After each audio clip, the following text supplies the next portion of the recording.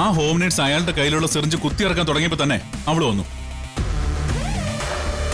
ആരോ പറഞ്ഞു വിട്ടതുപോലെ. പോലെയല്ല, അവളെ പറഞ്ഞു വിട്ടത് തന്നെയാണെങ്കിലോ? ആര്? വിശാൽ അവളെ പറഞ്ഞു വിടുന്നാണോ ആന്റി പറയുന്നത്? അച്ഛനെ കൊല്ലാൻ നോക്കുന്നു എന്നറിഞ്ഞ പാർവതി പറഞ്ഞു വിട്ടിട്ട് വിശാല് കയ്യും കെട്ടി നോക്കി നിൽക്കുന്നാണോ? ഞാൻ വിശാലിന്റെ കാര്യമല്ല പറഞ്ഞത്. ഗാർഗിയോ ചെറിയമ്മയോ അവളെ പറഞ്ഞു വിട്ടെന്നാണ് അമ്മ പറയുന്നത്. അതിന് സാധ്യതയില്ല അമ്മേ.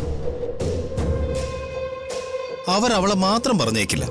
വരുന്നെങ്കിൽ അവര് 3 പേരും കൂടി ഒരുമിച്ചേ വരൂ. പ്രതാപ, ഇതിനു മുമ്പും ഇതുപോലെ ഉണ്ടായിട്ടുണ്ട്. എല്ലാം സെറ്റാണെന്ന് നമ്മൾ വിശ്വസിച്ച് കാര്യങ്ങൾ ചെയ്യുമ്പോ അവസാന നിമിഷം അവള് ചാടി വീണെല്ലാം കൊളവാക്കും. അതൊക്കെ നീ ഒന്ന് ഓർത്തു നോക്കിയേ.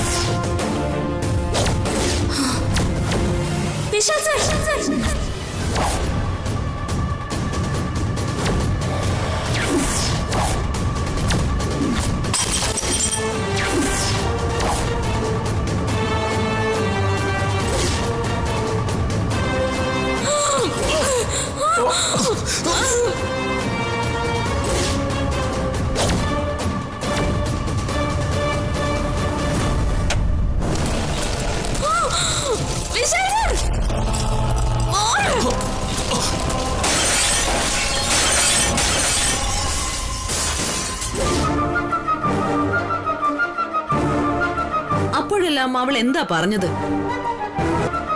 അവളതൊക്കെ എങ്ങനെ അറിഞ്ഞു എന്നാ പറഞ്ഞത്? അവക്ക് ഉദയനൂരമ്മ മനക്കണ്ണിൽ കാണിച്ചു കൊടുത്തു. ഉദയന്നൂരമ്മ അവൾക്ക് മനക്കണ്ണി കാണിച്ചു കൊടുത്തുന്നോ? എനിക്കൊന്നും മനസ്സിലാവുന്നില്ല. അങ്ങനെ അവള് പറഞ്ഞത്.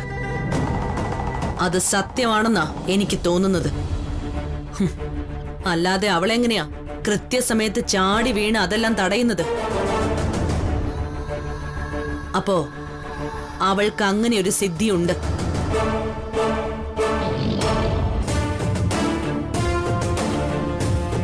ചേച്ചി, സുശീലേച്ചി വരുന്നുണ്ട്.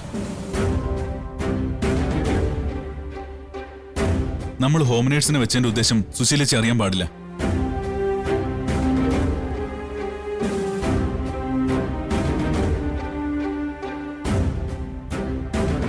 നാലുപേരും കാര്യമായിട്ടുള്ള ഡിസ്കഷനിലാണെന്ന് തോന്നുന്നു. അല്ല, ഞാൻ കേൾക്കാൻ പാടില്ലാത്ത കാര്യം എന്തെങ്കിലും ആണെങ്കിൽ ഞാനങ്ങ് പോയേക്കാം. സുശീല അറിയാൻ പാടില്ലാത്ത എന്ത് രഹസ്യം എനിക്കുള്ളത്? ഞങ്ങള് പാർവതിയെക്കുറിച്ച് സംസാരിക്കുകയായിരുന്നു. അവളൊരു വലിയ ശല്യമായിട്ട് മാറിയിട്ടുണ്ട്. എന്താ ചേച്ചി ഉണ്ടായേ? ഗോപിയേട്ടന് നോക്കണ്ടെന്ന് പറഞ്ഞതല്ലേ നമ്മൾ അവളോട്? പക്ഷെ വിശാലിന് ഗോപിയേട്ടന്റെ കാര്യങ്ങള് പാർവതി തന്നെ നോക്കണമെന്നാ.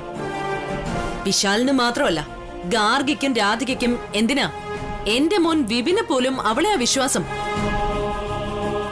അതിന്റെ കാരണം എന്താണെന്ന് സുശീലയ്ക്ക് മനസ്സിലായോ? ഇല്ല. എന്താ കാരണം പ്രഭേച്ചി? ആഭിചാരം. ആഭിചാരോ? ആഭിചാരോ? ഉദയന്നൂരമ്മ എന്ന പേരിൽ ഒരു ദേവിയുണ്ട് അവളുടെ നാട്ടില്. ഏതോ ഒരു ദുർദേവതയാ. അവളും ആ ദേവിയെ ഉപാസിക്കുന്നുണ്ടെന്നാ അറിഞ്ഞത്. അവൾ ഈ വീട്ടിലിരുന്നുകൊണ്ട് നമ്മൾ അറിയാതെ ഉദയന്നൂരമ്മയെ വിളിച്ച് പ്രീതിപ്പെടുത്തുന്ന കർമ്മങ്ങൾ ചെയ്യുന്നുണ്ട്. അവളുടെ കയ്യിൽ ആ ദേവിയുടെ ഫോട്ടോയുണ്ട്. സുശീലേച്ചി കണ്ടു കാണും. അവൾ എവിടെ പോയാലും ആ ഫോട്ടോയും കൊണ്ടാ പോവുക. അവള് കിടക്കുന്ന റൂമിൽ പോയി നോക്കിയേ, ആ ഫോട്ടോ അവിടെ കാണും. ഉണ്ട്, ഞാൻ കണ്ടതാ.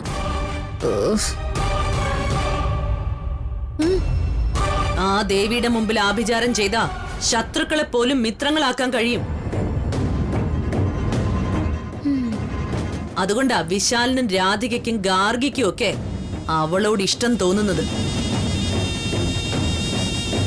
നമ്മൾ 5 പേരുടെയും മനസ്സ് ശുദ്ധമായതുകൊണ്ടാ അവളുടെ ആഭിചാരങ്ങളൊന്നും നമ്മുടെ അടുത്ത് നടക്കാതെ പോയത്. ഗോപികളിന് സ്ട്രോക്ക് വന്നത് അങ്ങനെ ആഭിചാരം ചെയ്തിട്ടെന്ന് എനിക്ക് തോന്നുന്നേ. ആ ദേവി ഈ വീട്ടിൽ നിന്ന് പോണം, എങ്കിൽ മാത്രമേ ഗോപികളെ എഴുന്നേറ്റ് നടക്കൂ. ആ ദേവി ഇവിടെ നിന്ന് ഒഴിപ്പിക്കാൻ നമ്മൾ എന്താ ചെയ്യേണ്ടത്? അവള് ചെയ്യുന്നതിനേക്കാൾ വലിയൊരു ആഭിചാരം നമ്മൾ ചെയ്യണം.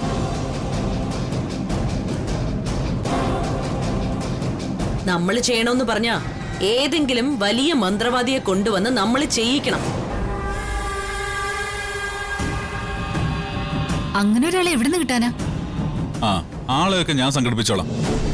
അങ്ങനെയാണെങ്കിൽ ഒട്ടും സമയം കളയണ്ട.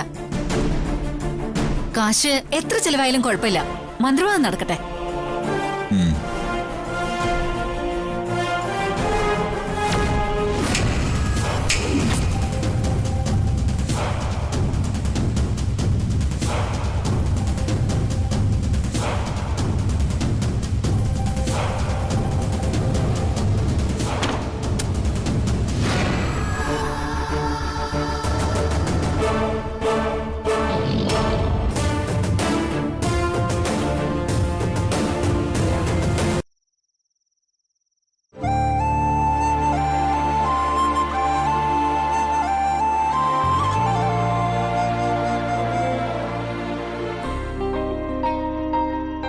മുത്തശ്ശ,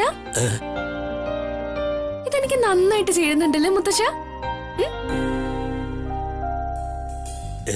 ഈ കുപ്പായം ഞാൻ നേരത്തെ മോളിട്ട് കണ്ടിട്ടുണ്ട്. മോൾ എന്തിട്ടാലും നല്ല ഭംഗിയാ. പുതിയത് തയ്ക്കാൻ കൊടുത്തിരിക്കാം. ഉത്സവത്തിന് പോകുമ്പോഴേ ഞാൻ അതാ ഇടുക. ചെറുക്കന്മാരൊക്കെ എന്റെ പുറകെ ആയിരിക്കും. ഇവൾക്ക് എപ്പോ നോക്കിയാലും കല്യാണം കഴിക്കുന്നതിനെ കുറിച്ചുള്ള ചിന്ത മാത്രമേ ഉള്ളൂ. ഇവൾ ഈ കുടുംബത്തിന് ചീത്തപ്പേരുണ്ടാക്കുമെന്ന് എന്റെ പേടി. ഏതെങ്കിലും ഒരുത്തന്റെ കൂടെ പോയെന്ന ചീത്തപ്പേരൊന്നും ഞാൻ കേൾപ്പിക്കില്ല. നല്ല കാശുള്ള ചെക്കനെ വളച്ചെടുക്കാൻ പറ്റിയ ഞാൻ അയാളുടെ കൂടെ പോവുകയും ചെയ്യും. മുത്തശ്ശന്റെ മുന്നിൽ നിന്ന് ഇങ്ങനെയൊക്കെ പറയുന്ന ഒരു ബോധം പോലും ഇല്ല അസത്തിന്. മുത്തശ്ശൻ കേൾക്കാൻ വേണ്ടി തന്നെയാ ഞാൻ പറയുന്നത്. എത്രയും പെട്ടെന്നൊരു കാശുകാരൻ ചെക്കനെ കണ്ടെത്തി എന്നെ കെട്ടിച്ചോ, അല്ലെങ്കിൽ ഞാൻ വേലി ചാടും. ഈ പെണ്ണിനെ കൊണ്ട് ഞാൻ തോറ്റു. എക്സ്ക്യൂസ് മീ, ആരാ? കൊറിയർ ഉണ്ട്. കൊറിയർ? ഈ രാത്രിയാണോ ഇതൊക്കെ കൊണ്ടുവരണേ? അത് തന്നെ എനിക്കും പറയാനുള്ളത്. പകല് മുഴുവൻ ഈ വീട് കണ്ടുപിടിക്കാനുള്ള ശ്രമത്തിലായിരുന്നു. വഴി ചോദിക്കാൻ ഇവിടെ ഒരു ഫോൺ പോലും ഇല്ലല്ലോ. അവസാനം അയച്ച ആളെ വിളിച്ചാ വഴി മനസ്സിലാക്കിയത്. എന്തായാലും കൊണ്ടുവന്നില്ലേ, ഒപ്പിട്ട് മേടിക്കും മുത്തശ്ശ. ദേവിക്ക് ചാർത്താനുള്ള പട്ടായിരിക്കും. എവിടെയാ ഒപ്പിടണ്ടേ? മുത്തശ്ശനല്ല, പല്ലവിയുടെ പേരിൽ അയച്ചിരിക്കുന്നത്. എന്റെ പേരിലോ? എവിടെ? ആദ്യം ഒപ്പിട്. ആരാ അയച്ചിരിക്കുന്നേ? ബിബിൻ.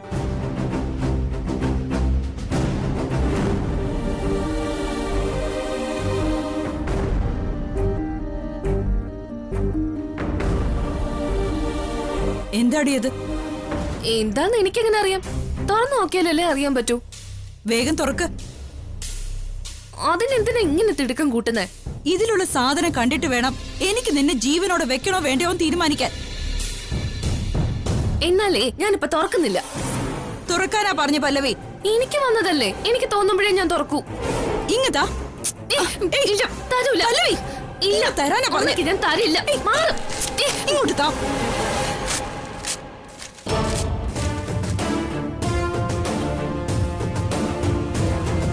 അത് ഫോണാണെന്ന് തോന്നുന്നു. ഫോണോ? ഇങ്ങനെ. അയ്യോ, പുതിയ ഫോൺ മുത്തശ്ശ, പുതിയ ഫോൺ. നല്ല ഭംഗിയുണ്ടല്ലേ. ഇനി ആ സുരഭയുടെ കാല് പിടിക്കണ്ടല്ലോ. ആദ്യം പൈസ, വസ്ത്രം, ഇപ്പൊ ഫോൺ. ആരുടെ മുന്നിൽ കൈനീട്ടാൻ നാണില്ലടി നിനക്ക്? ഫോൺ വേണോന്നൊന്നും ഞാൻ പറഞ്ഞിട്ടില്ലമ്മേ. നീ ആവശ്യപ്പെടാതെയാണോ അവൻ നിനക്ക് അയച്ചത്? നിന്റെ ഈ തോന്നിയവാസ കാരണം പേരുദോഷം ഉണ്ടാവുന്നേ നിന്റെ ചേച്ചിക്കാ. അത് നീ ആലോചിക്കാറുണ്ടോ? കൊന്നു കളയ വേണ്ട അസത്തിന്. ഞാനിത് മതി മോളെ, നിർത്ത്. തല തെറിച്ച് ഒന്നിനെയാണല്ലോ ഈശ്വര നീ എനിക്ക് തന്നത്. മടുത്തു. ഞാൻ ആവശ്യപ്പെട്ടില്ലെന്ന് പറഞ്ഞില്ലേ? വിശ്വാസം വരുന്നില്ലെങ്കിൽ എനിക്കത് വേണ്ട.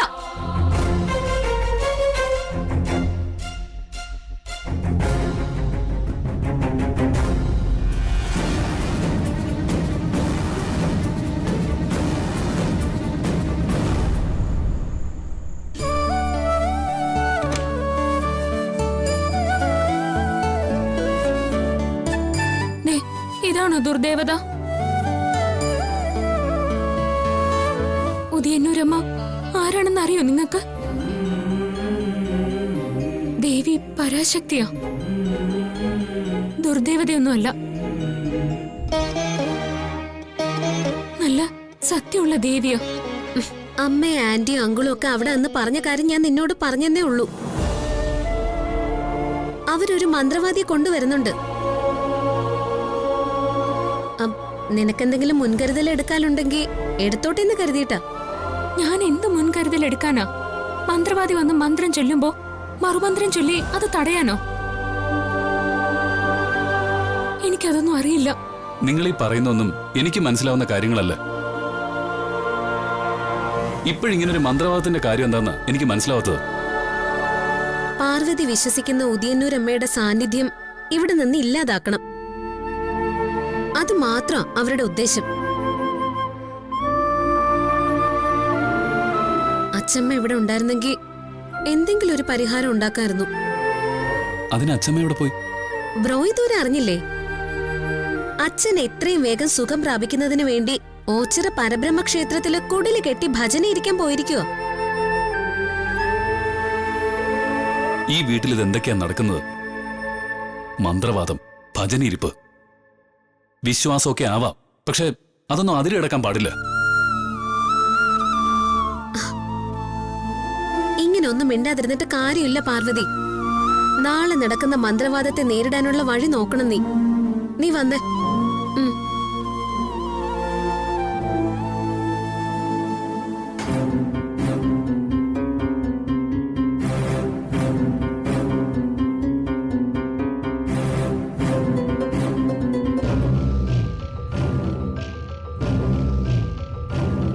പാർവതി, ഈ പ്രേതം, ഭൂതം, മന്ത്രവാദമൊക്കെ എനിക്ക് പിടിയില്ലാത്ത വിഷയങ്ങളാ. അതിൽ കുറച്ചെന്തൊക്കെയോ സത്യമുണ്ടെന്ന് എനിക്ക് അടുത്ത കാലത്താ മനസ്സിലായത്.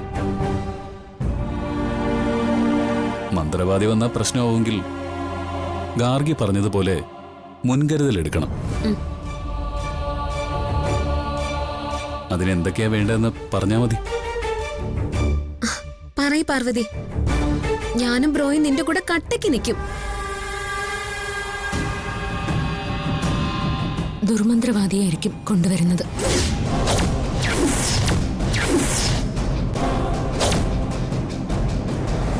മോശം കർമ്മങ്ങളൊക്കെ ചെയ്താ ഈ വീട് മലിനമാകും. ശുദ്ധിയുള്ള സ്ഥലത്ത് മാത്രമേ ദൈവങ്ങൾ കുടികൊള്ളൂ. എന്നുവെച്ചാ കുഴപ്പമാണെന്നാണോ നീ പറഞ്ഞു വരുന്നേ? അതെ, വലിയ കുഴപ്പമാണ്. എങ്ങനെ? ഒന്ന് വിശദമായിട്ട് പറയോ? എന്നിട്ട് എന്താ ചെയ്യാൻ പറ്റുമെന്ന് നമുക്കൊന്ന് ആലോചിക്കാം. ചേട്ട കയറി വന്നാൽ ലക്ഷ്മി ദേവി ഇറങ്ങിപ്പോകും. അതാ ഇവിടെ സംഭവിക്കാൻ പോകുന്ന. എന്നുവെച്ചാ നീ മനസ്സിലാവുന്ന പോലെ പറയ. ദുർമന്ത്രവാദികൾ ദുർമൂർത്തികളായാണ് ഉപാസിക്കുന്നത്. അവരവരുടെ ഉപാസന മൂർത്തിയെ ഇവിടെ കൊണ്ടുവരാൻ മദ്യവും മാംസവും ചിലപ്പോൾ ചോര വരെ ചോദിക്കും. ചോരയോ? അങ്ങനെ സംഭവിച്ചാൽ ഈ വീട് മുഴുവൻ അശുദ്ധമാകും. ആ നിമിഷം ഉദയന്നൂരമ്മ ഇവിടെ നിന്ന് ഇറങ്ങിപ്പോകും. ഉദയന്നൂരമ്മ ഇവിടെ നിന്ന് പോയാൽ എനിക്ക് പിന്നെ നടക്കാൻ പോകുന്ന കാര്യങ്ങൾ മുൻകൂട്ടി കാണാൻ കഴിഞ്ഞെന്ന് വരില്ല.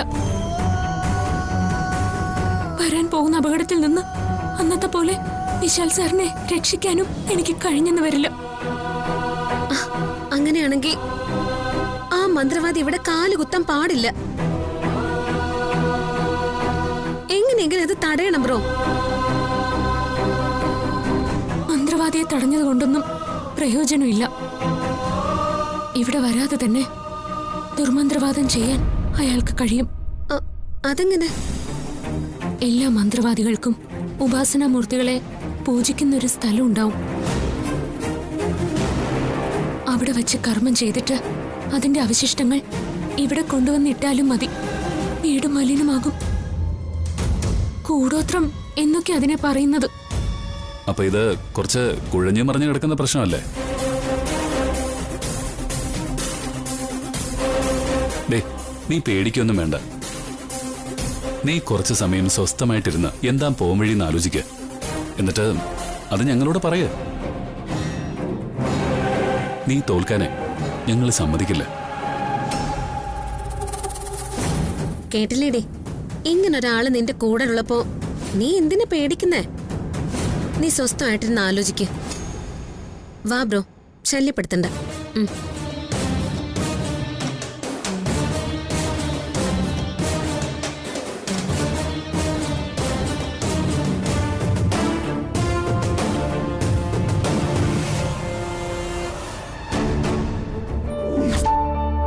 പാർവതി,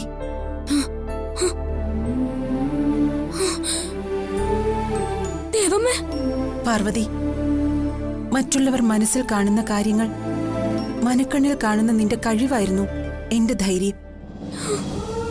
നിന്റെ ആ സിദ്ധി ഉദയന്നൂർ ദേവി നിനക്ക് നൽകിയ വരമാണെന്നും എനിക്കറിയാം. ഉദയന്നൂർ അമ്മയുടെ സാന്നിധ്യം ഇവിടെ ഇല്ലാതായാൽ നിന്റെ സിദ്ധിയും നഷ്ടമാകുമോ എന്നാണ് എന്റെ ഭയം.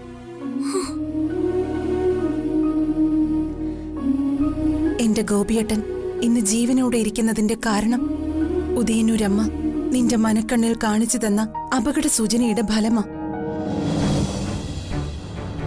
എനിക്കറിയില്ല. ഉദയന്നൂരമ്മയുടെ ചിത്രം സൂക്ഷിക്കുന്ന സ്ഥലം ഞാൻ എപ്പോഴും ശുദ്ധിയാക്കി വെക്കും. കുളിച്ചു മാറിയിട്ടല്ലാതെ അമ്മയുടെ മുമ്പിൽ ഞാൻ ചെന്ന് നിൽക്കാറില്ല. ഈ വീട്ടിലേക്ക് മാലിന്യം കൊണ്ടുവരണമെന്നില്ല.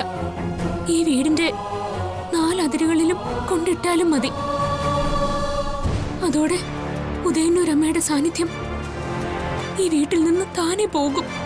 കാട്ടൂർ ഭൈരവനെ തേടിയാണ് പ്രതാപൻ പോയിരിക്കുന്നത്. കാട്ടൂർ ഭൈരവനോ? അധമ കർമ്മങ്ങൾ മാത്രം ചെയ്യുന്ന ഒരു മാന്ത്രികൻ. അയാളുടെ ഉപാസനാമൂർത്തികൾ 1 5 നിന്നെയും അയാൾ അപായപ്പെടുത്തിയേക്കും. സൂക്ഷിക്കണം. ദേവമ്മേ, ഇതിൽ നിന്നൊന്ന് രക്ഷപ്പെടാൻ എന്തെങ്കിലും ഒരു മാർഗമുണ്ടോ? ഉദയന്നൂരമ്മയിലൂടെ മറ്റുള്ളവരുടെ ജീവൻ രക്ഷിക്കാൻ നിനക്ക് കഴിയുന്നുണ്ടെങ്കിൽ വരാൻ പോകുന്ന ആപത്തിൽ നിന്നും നിന്നെ രക്ഷിക്കാൻ ഉദയന്നൂരമ്മയ്ക്ക് കഴിയും. ഭയമല്ല ഇവിടുത്തെ വികാരം, വിശ്വാസമായിരിക്കണം. ആത്മവിശ്വാസം.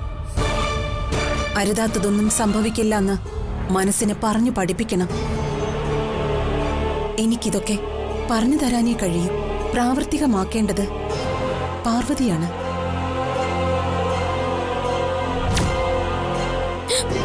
ദൈവമേ,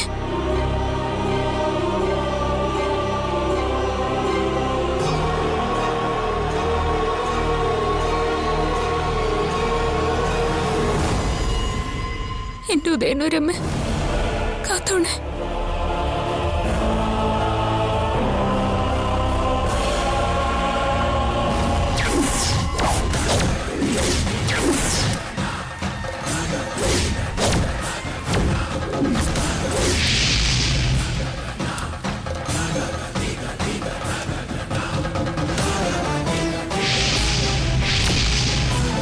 ചേച്ചി, ഇതാ കാട്ടൂർ ഭൈരവൻ.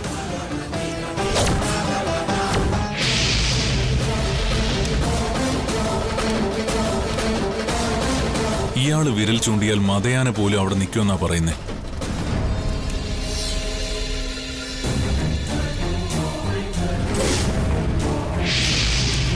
ഒരാളിൽ കൂടിയിരിക്കുന്നത് എന്ത് ബാധയാണെന്ന് അയാളുടെ കണ്ണി നോക്കി പറയും. ആളെ കണ്ടുപിടിക്കാൻ കുറച്ച് ബുദ്ധിമുട്ടി.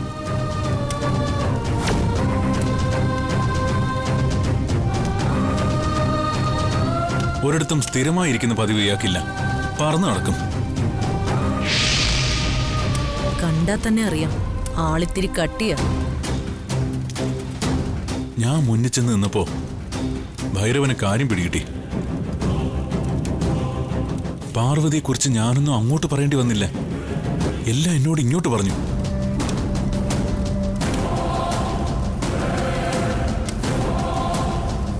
ഒരു പെണ്ണിനെ കൊണ്ട് പൊറുതിമുട്ടിയിരിക്കുന്നു, അവളുടെ മുന്നിൽ മടുത്തിരിക്കുന്നു, അവളെ നിലയ്ക്ക് നിർത്തണം, എന്താ ശരിയല്ലെന്നൊരു ചോദ്യം. ഞാൻ ഞെട്ടിപ്പോയി. ആള് സൂപ്പറാ.